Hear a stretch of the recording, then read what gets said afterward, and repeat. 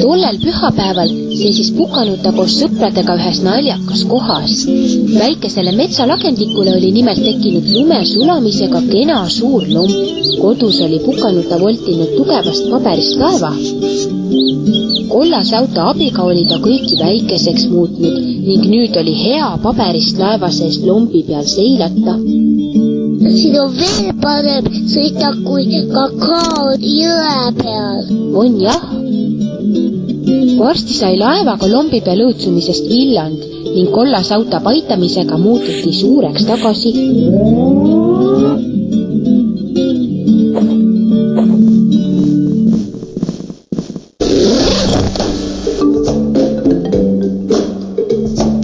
Õudne, mu jalad on nii märjad. Ise sa tahtsid sõitma tulla? Tahtsid jah.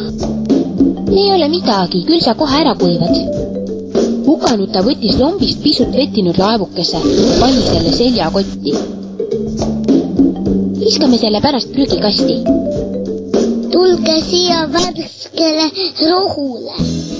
Siin päike kuivatab meid mõnusalt. On jah hea soe istuda. Siis aga oli kosta imeliku häält. Keegi nagu sööks midagi.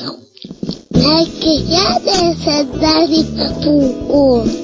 Jänest ei paistnud kusagilt. Rõõsast ilmus välja hoopis kummaline toru, millel oli justkui pea küljes. Ja selle pea peal olev kõver suu matsutas süüa värsket rohtu. Oh, kes sina oled? Nüüd oli näha kogu pika londiga tegelast. Ma nägin ükskord raamatut. Sina oled elevant, eks? Ei, mina olen tolmuimeja. Mina imen põrandalt tolmu. Aga sa sööd ju hoopis muru. Mulle hakkas metsa sattudes kangesti värske rohi maitsema. No jah, vitamiinid ja puha. Tolmus pole ju jah vitamiine. Kuule, äkki sa tahaksid meiega kollasesse majja tulla? Kas teil värsket rohtu on? Ikka, suvel saad maja ümber muruniidukit mängida. Tolmuime oli rõõmsalt nõus koos teistega kollasesse majja minema. Maja juurde jõudes jäigi ta tükiks ajaks helerohelist muru puhmast otsima. Vajuta asjale, mis ei kuulu teiste hulk. Õige. Õige.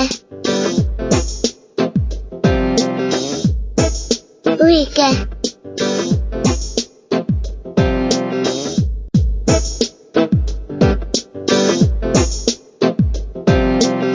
Õige.